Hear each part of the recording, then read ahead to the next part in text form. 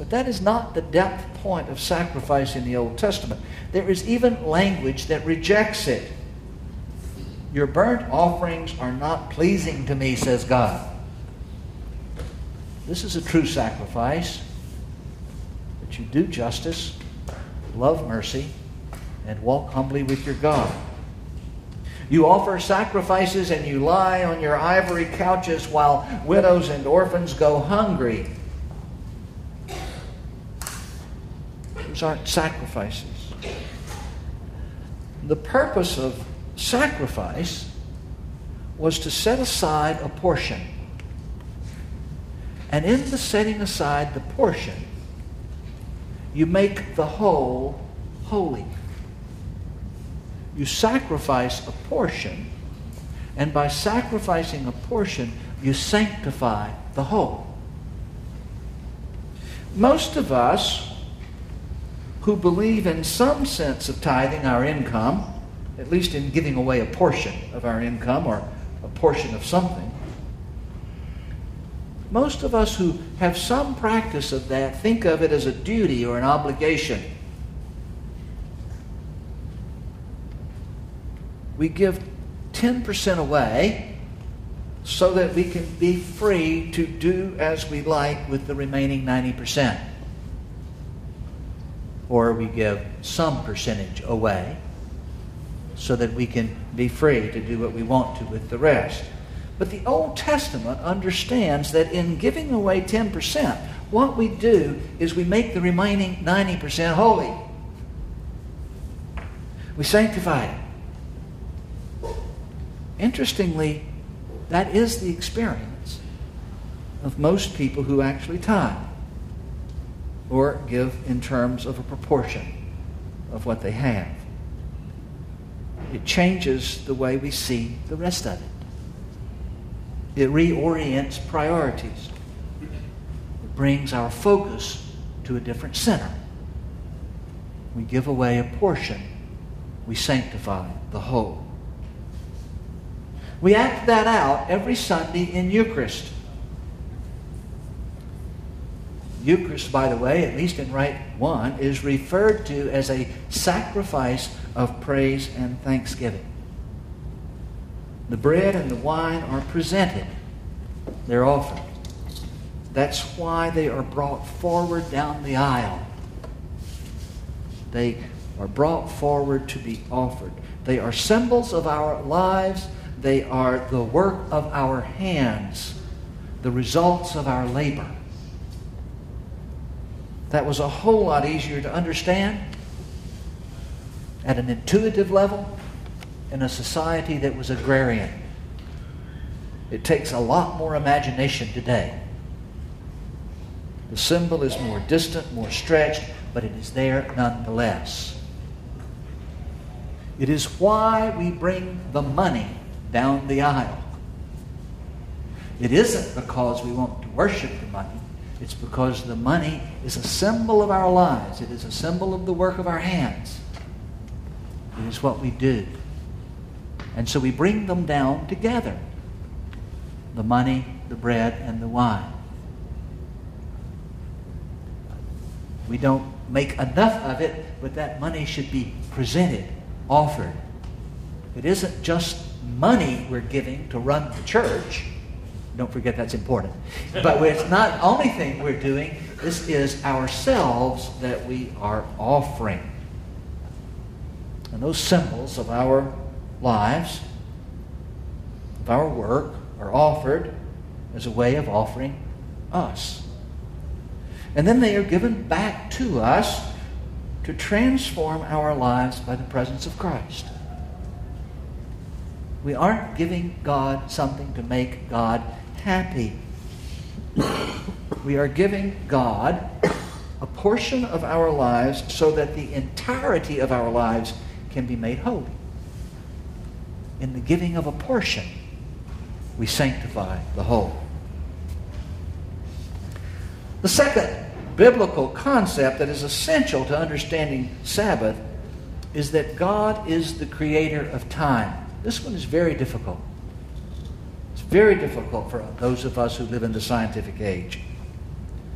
God is the creator of time. It is a particularly Hebrew way of thinking. It isn't Greek. That makes it difficult for us because our thinking is fundamentally Greek. That is our philosophy. And we see time as being eternal, infinite in both directions. Time always has been, time always will be. If time hasn't always been, what came before it? And if time won't always be, what comes after it? We think that way. We think of God existing infinitely, but God existing in time. Now, one of the interesting things about modern science, and especially Big Bang theory, is that most physicists who work in this area agree that there was a time, this gets really complicated, there was a time, so to speak, before which, so to speak, time didn't exist. If time didn't exist, those words like before and after and time don't make any sense. But there was a moment in which time began.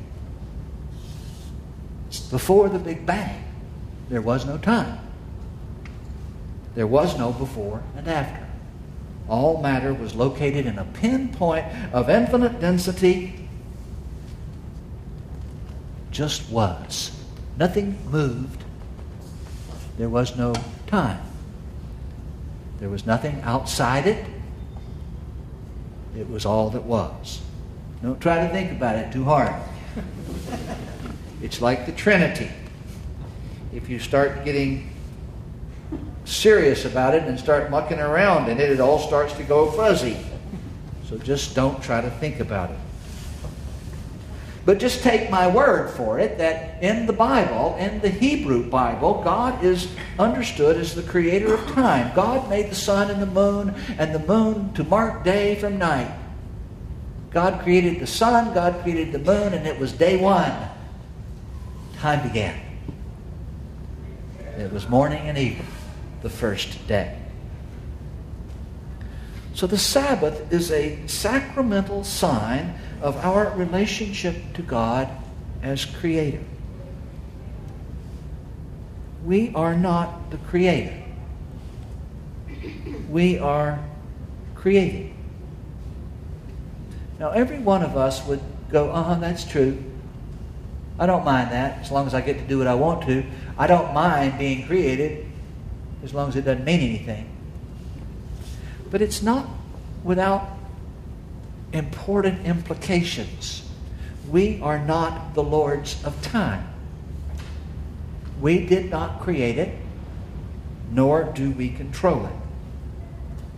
It is given to us in exactly the same way as is the rest of creation.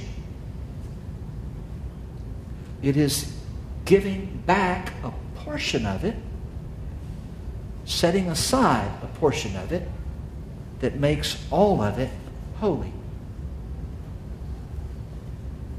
That is counterintuitive for us. The fact that it is can be seen from our language about time. We manage it, we save it, we waste it, we lose track of it. We can even kill it. We make it. We manage it. We do all sorts of things with time.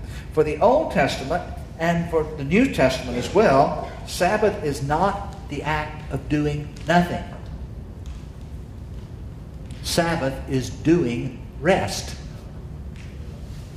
It is a time of recreation. It is a time for the completion of creation. And the Sabbath is what makes all time holy. A day is set aside to do God's will so that all time will be seen in terms of God's will. A day is set aside, a moment is set aside to listen to God so that all time will be attentive. A time is set aside to pray so that all time will be prayerful. We set apart a portion. And in the setting apart of the portion, we make all things holy. There is a profound difference between that and goofing off. Most of what we call recreation is either competitive or it's distracting. Most of what we do as play is simply a different arena in which we are in charge. Most of what we do as play is done to stave off boredom, because we are so terrified of a life filled with nothing. Sabbath becomes a sign that I am not in charge. It is more than just a sign. By doing Sabbath, the rest of time comes into a different perspective. It reorients my life. And true Sabbath activity is that which nurtures the soul. It's that which enriches my relationship with God, to God. It is being intentional about love. That is Sabbath activity. It changes the relationships of love that I have.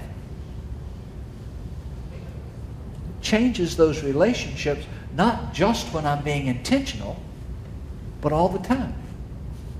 You can see that by taking a moment to be intentional about love changes the whole relationship of love. To take a moment to listen intently, to listen, changes the whole relationship. Sabbath activity is the replenishment of self. And of course, all time is Sabbath time. But as creatures, it is important that we observe a time. It is the way we're built. When we have no Sabbath time, then all time becomes profane. All time becomes secular.